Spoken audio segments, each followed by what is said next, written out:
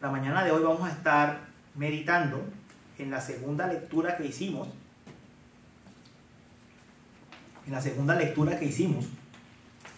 En el Evangelio de Mateo. En Mateo 3, versos 13 al 17. Donde estuvimos viendo o estuvimos leyendo acerca del bautismo del Señor Jesús. Y para ilustrar lo que el bautismo del Señor Jesús significa para nosotros, quiero colocar un ejemplo sencillo que viene de la vida cotidiana. La ilustración de nuestra enseñanza, creo que todos sabemos la satisfacción que se siente cuando la persona que está a cargo de la familia o la que tiene la mayor responsabilidad económica delante de la familia recibe un elogio en el trabajo. Sabemos muy bien que aunque se puede ver como un triunfo personal, aunque se puede ver simplemente como algo que le pertenece solamente a ese papá o a esa mamá por lo que hacen, por su profesión, realmente es algo que afecta a toda la familia.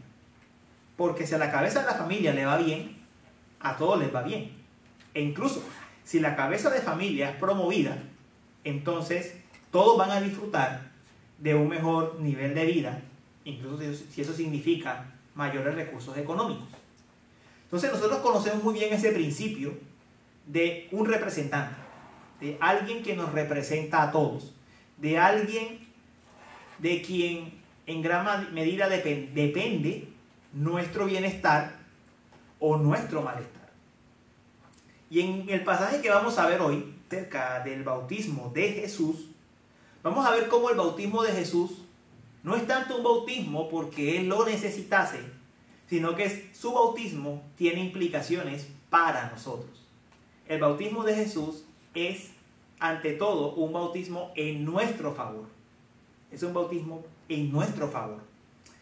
Entonces, vamos ahora brevemente pidiendo al Señor su iluminación para empezar a desarrollar el pasaje que leímos.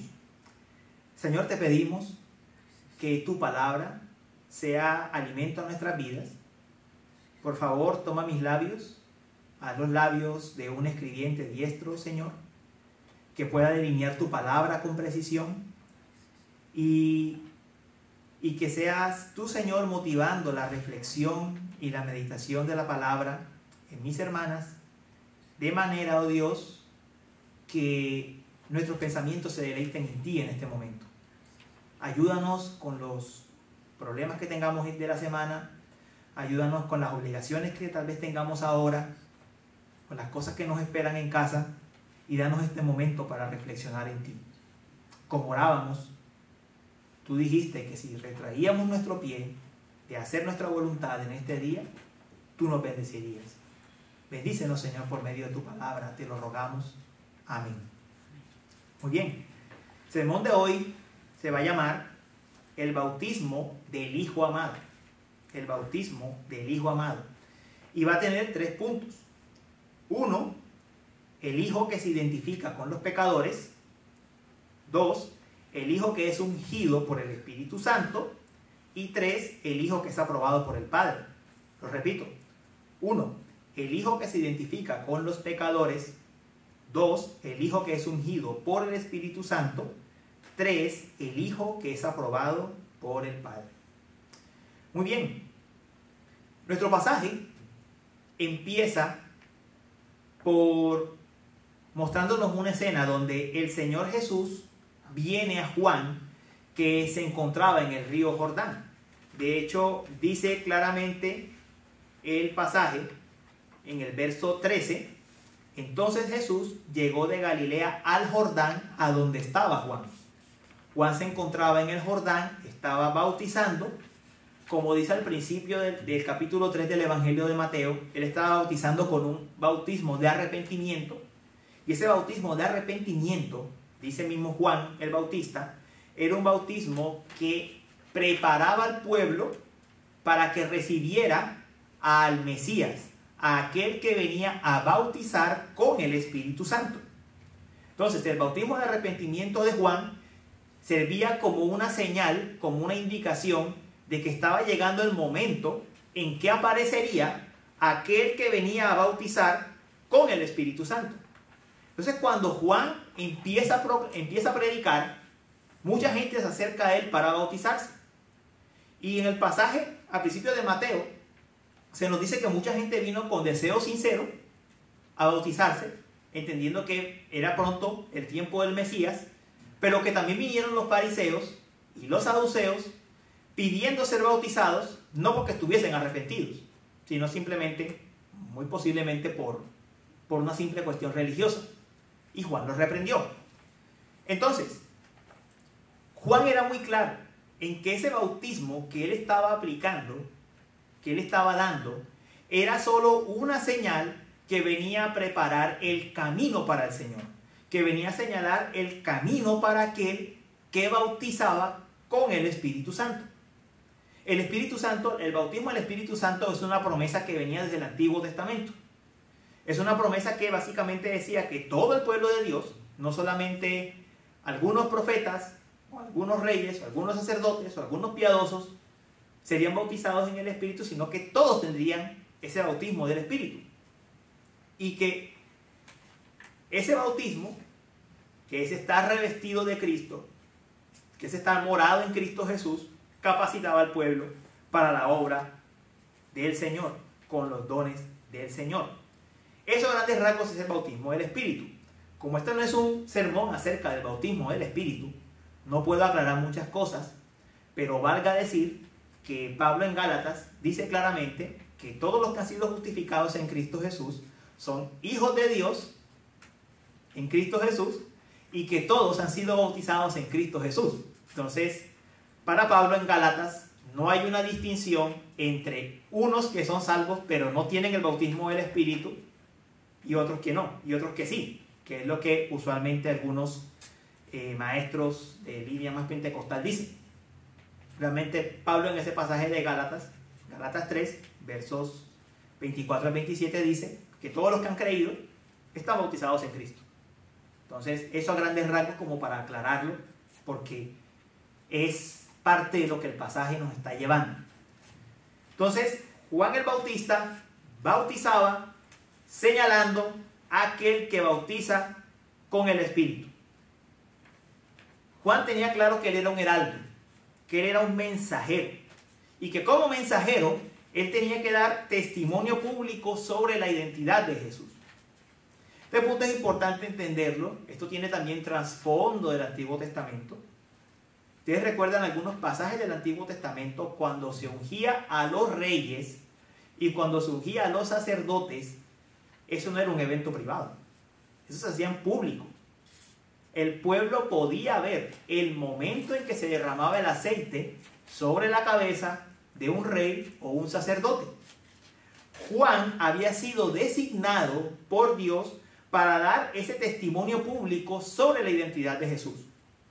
Y a Juan se le había dicho, en Juan capítulo 1, versículos 33 y 34, a Juan se le había dicho que aquel sobre quien él viese que el Espíritu Santo se posase o se colocase, ese era el Cristo, ese era el Mesías. Entonces, Juan sabía que ese momento tenía que llegar.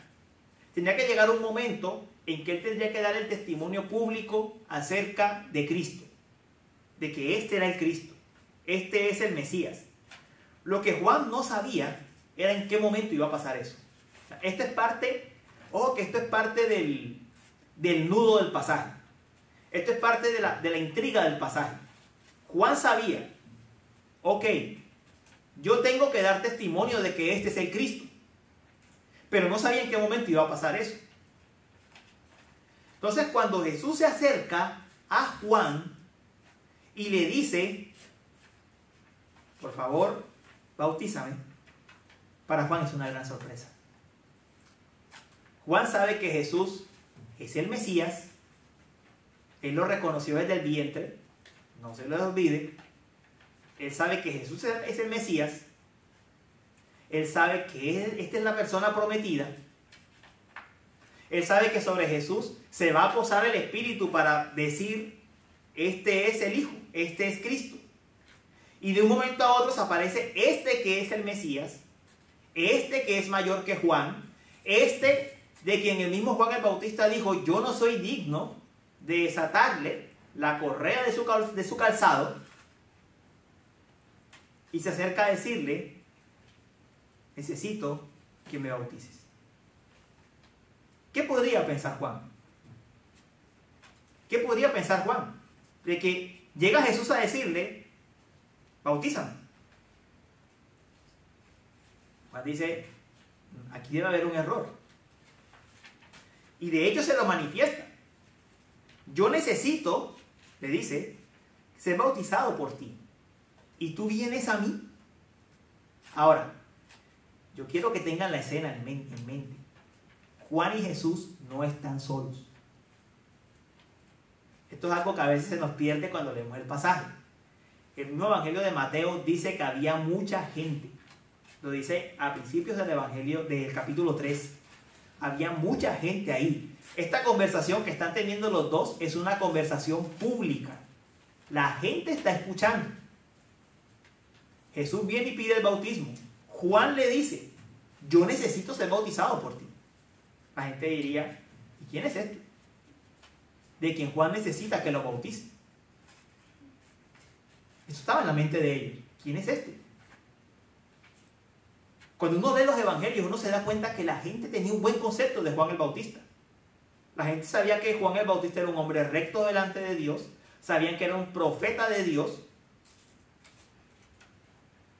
¿Cómo este hombre recto, cómo este hombre santo, cómo este hombre profeta dice de este Jesús que nadie conoce hasta ese momento, que necesita ser bautizado por él? La gente está sorprendida. ¿Quién es este? Que Juan el Bautista dice eso. Jesús no le responde directamente.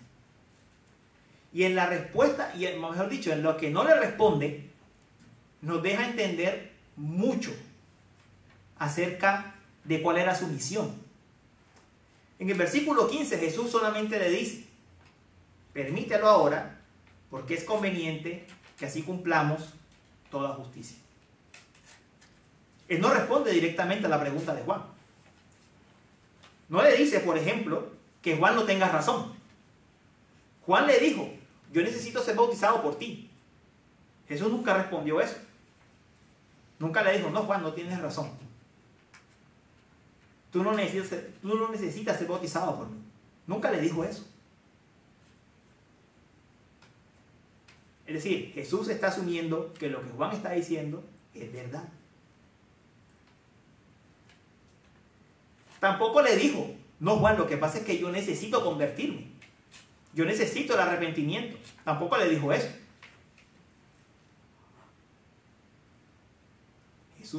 Jesús no está diciendo que él sea pecador. Simplemente Jesús le dice, permítelo ahora. Hay que hacerlo ahora. ¿Para qué? ¿Qué tienen que hacer? Cumplir con toda justicia.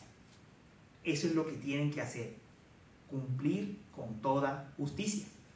¿Y qué significa eso de cumplir con toda justicia? Bueno, significa varias cosas.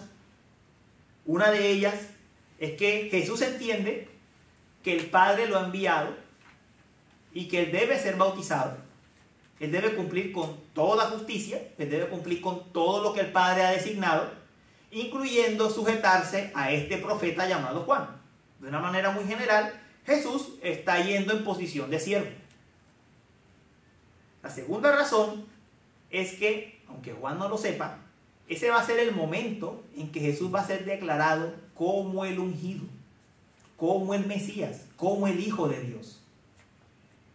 Y lo último es que esa condición de siervo y de ungido, él la va a asumir en ese momento a propósito. ¿Para qué? Para demostrarnos que él es siervo y ungido en favor de los pecadores que sí necesitamos arrepentimiento.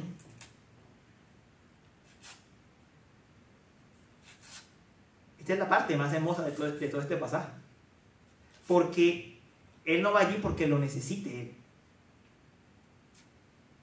Él va allí porque lo necesitamos nosotros. Él es declarado allí siervo e hijo porque nosotros lo necesitamos. Él va voluntariamente a hacer la voluntad del Padre, a sujetarse a todo lo que el Padre ha mandado en favor nuestro. Y lo hace con disposición. Y lo hace con disposición.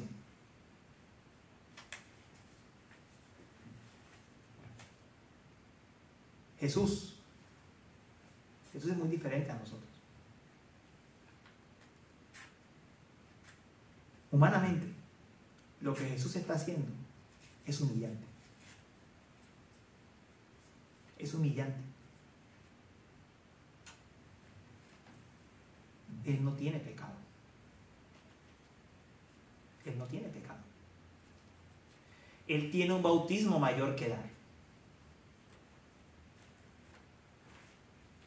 Él no tiene que hacer eso. En un sentido meramente humano, Él no tiene que hacer eso. Él se estaba humillando a hacer algo, identificándose con nosotros, identificándose absolutamente con nosotros.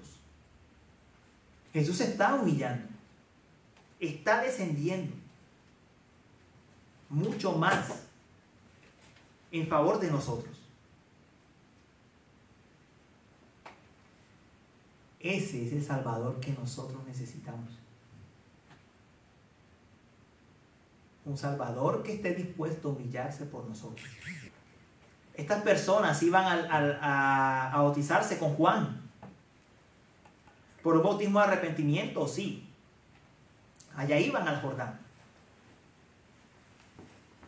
confesando sus pecados, pidiendo ser perdonados.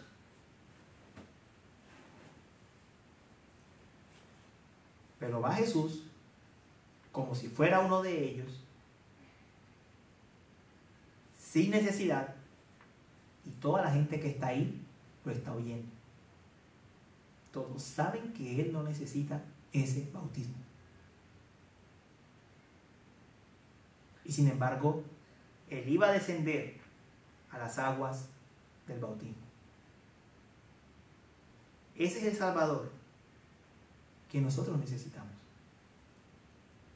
Ese que está dispuesto a humillarse a ese punto y sujetarse a la voluntad del Padre. Este es un Salvador cercano.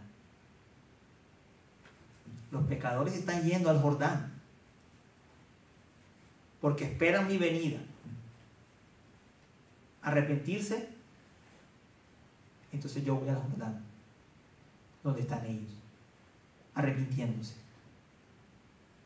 Está mostrando su cercanía con nosotros. Está mostrando su cercanía con nosotros. Este es un acto de humillación de Cristo. Si esta escena no nos permite ver el corazón de Cristo hacia los pecadores, entonces no sé cómo más podríamos verlo. Aquí vemos claramente la disposición de Cristo por el pecador y asumir algo que Él no necesitaba. Veamos entonces cómo el Hijo es ungido por el Espíritu. El verso 16 dice: después de ser bautizado, Jesús salió del agua inmediatamente, y los cielos se abrieron en ese momento, y él vio el Espíritu de Dios que descendía como una paloma y venía sobre él. Jesús entonces es finalmente bautizado por Juan, y en ese bautismo él sale del agua, y cuando sale del agua los cielos le son abiertos y ocurre lo que Juan estaba esperando. El Espíritu se posa sobre la cabeza de Cristo. Ahora, esto tiene tanto detalle que hay que examinarlo con calma. Los cielos fueron abiertos. Hermanos, ¿en qué otro momento de la historia de la salvación los cielos habían sido abiertos? Tal vez lo más cercano a eso es cuando Dios habló en el Sinaí. Tal vez eso es lo más cercano. Pero no fue precisamente para dar estas palabras de gracia. Cuando Dios habló en el Sinaí, recuerden que los israelitas estaban aterrorizados y llenos de temor. Y le dijeron a Moisés, ve tú y habla con Dios y nos dices a nosotros. Pero esta vez Dios va a hablar. Y va a hablar, como lo vamos a ver más adelante, mostrando que tiene complacencia en su Hijo. Los cielos se abren. La pregunta es, ¿qué pecador merece ver los cielos abiertos? ¿Qué pecador merece ver los cielos abiertos? Todo aquel, a menos que nos rescate el Señor, la condición natural del pecador es condenación. Nadie merece ver el cielo. Nadie merece verlo. Pero ahí estaba toda esta multitud en el Jordán. Jesús sale de ser bautizado y los cielos son abiertos. Los cielos le son abiertos a Él, le son abiertos a Cristo. A ninguno de la multitud se le abrió, se le abren a Cristo. El cielo es abierto. ¿Y cuál es el significado de eso? Él mismo se lo dijo a Natanael después. Ustedes verán de aquí en adelante los cielos abiertos y a los ángeles de Dios ascendiendo y descendiendo sobre el Hijo del Hombre, como si él fuera la escalera de Jacob. Es decir, diciendo, de aquí en adelante los cielos están abiertos para todos los pecadores, porque por medio de mí los pecadores podrán ir al cielo. ¡Wow! Los cielos han sido abiertos para todos nosotros, que no lo merecíamos. En Adán fuimos expulsados del jardín. Ahora Dios nos da algo más glorioso. No un acceso a un jardín donde podíamos caer, sino acceso al cielo mismo. Y los cielos se abren en el Hijo de Dios, en Cristo. ¿Y qué sucede? Desciende el Espíritu. Desciende el Espíritu en forma visible, en forma de paloma, y muestra que este es el ungido. Este es el elegido para hacer la tarea. Ahora, ¿qué hace el Espíritu en Cristo? ¿Qué hace que esto sea tan especial? Bueno, en primer lugar, las unciones del Antiguo Testamento, que eran con aceite, simbolizaban esta unción del Espíritu. Al ser la unción del Espíritu directa sobre Jesús, está diciendo, ya no hay más sombras. Este es el ungido. Ya no hay reyes que apuntan a Cristo, ya no hay profetas que apuntan a Cristo, ya no hay sacerdotes que apuntan a Cristo. Este es el ungido. Este es aquel que va a conseguir nuestra salvación. Este es aquel que va a conseguir que los cielos nos sean abiertos. Este es. Y no es casualidad que cuando uno lee los evangelios, lo que uno encuentra inmediatamente después de la unción de Cristo en el bautismo es que la tentación en el desierto. Inmediatamente. De hecho, el evangelio de Marcos es tan fuerte que dice, y el Espíritu lo empujó al desierto. Lo dice así. De inmediato, a ser probado. A demostrar que este es el ungido. A demostrar que este es el Hijo de Dios. Y el Espíritu lo capacita para hacer toda la obra del ministerio.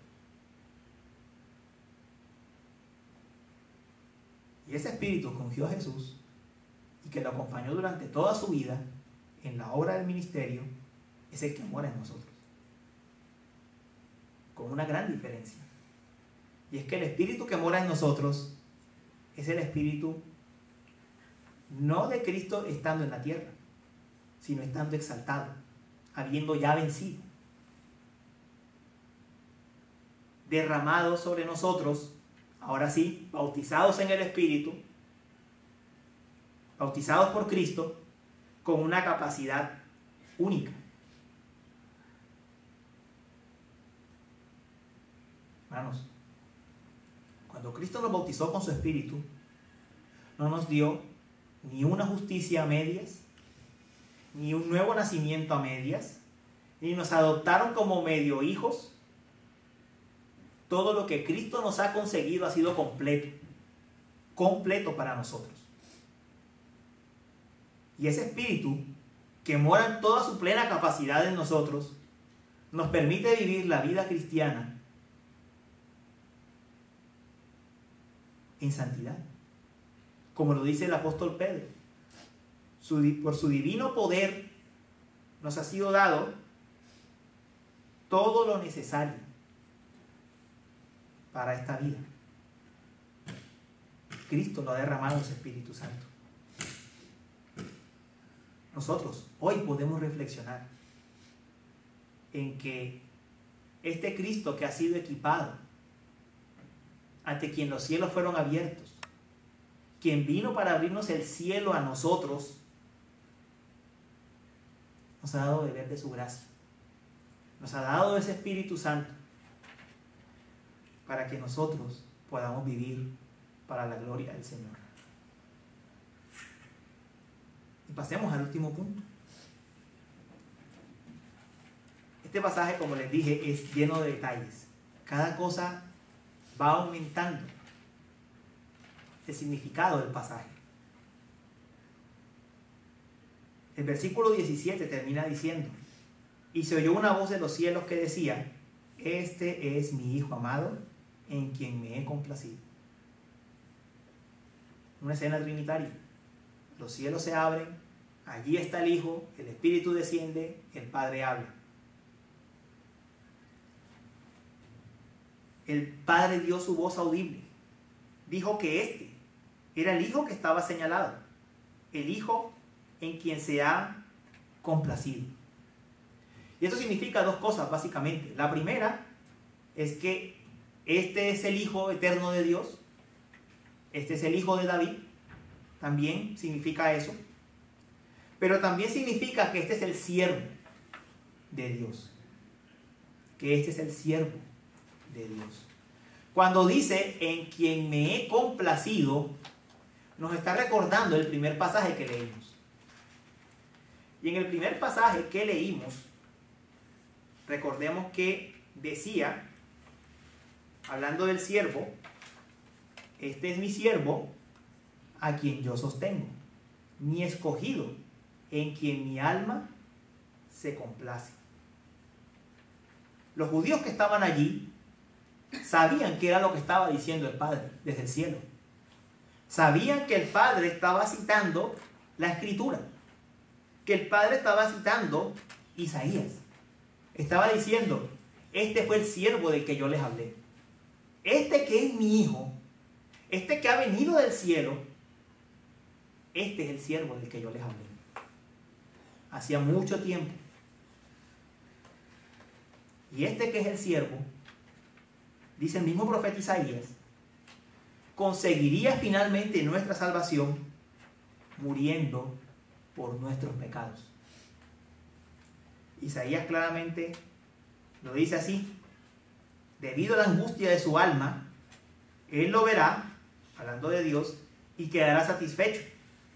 Por su conocimiento, el justo, mi siervo, justificará a muchos y cargará las iniquidades de ellos.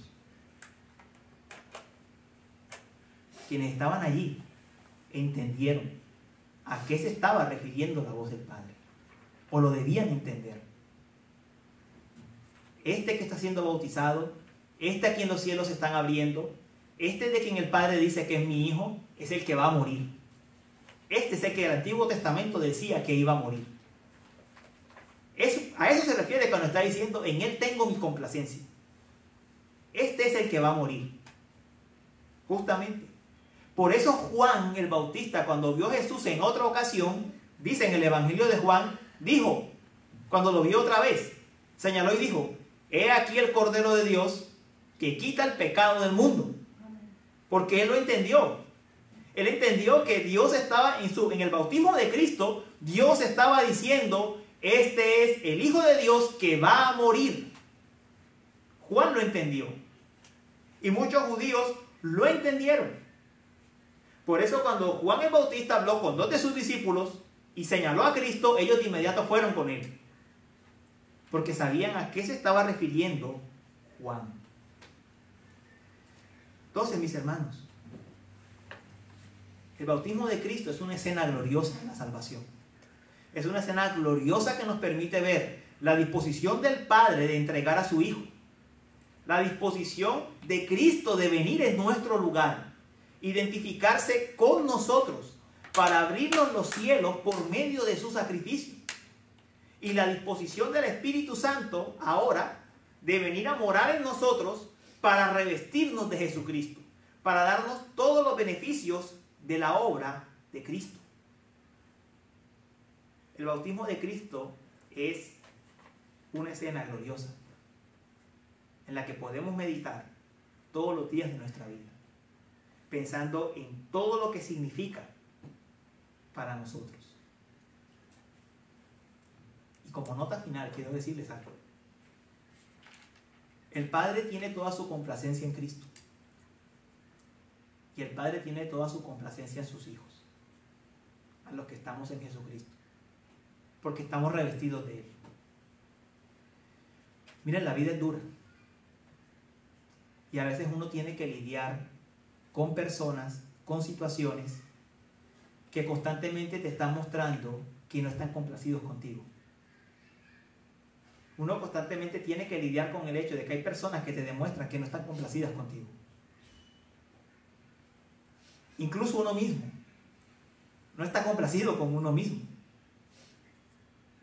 por sus propias fallas, por las propias metas o deseos o expectativas que uno tiene. El único remedio divino para esa situación que puede volverse tan desesperante como es no llenar las expectativas de alguien, ni siquiera las de uno mismo, es recordar que Dios está complacido con nosotros. No por nosotros, por Cristo. Él está complacido con nosotros, por Jesucristo, porque estamos vestidos de Cristo. Cuando nosotros seamos más conscientes de cuánto nuestros pecados deberían ofender a Dios, pero cómo Dios nos ve complacidos, nos ve con complacencia por Cristo, eso nos ayudará a lidiar mejor con nuestro diario vivir, cuyas presiones y preocupaciones son pequeñas en comparación con lo que nuestro pecado sí produce delante de Dios, o debería producir. Pero en Cristo, Dios se ha complacido en sus hijos.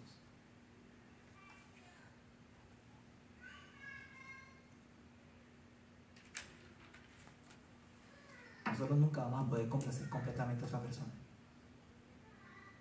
Ni papá, ni mamá, ni esposa, ni hija, ni jefe. No vamos a poder complacer completamente a otro. Pero recuerden que Dios sí está complacido con nosotros en Jesucristo.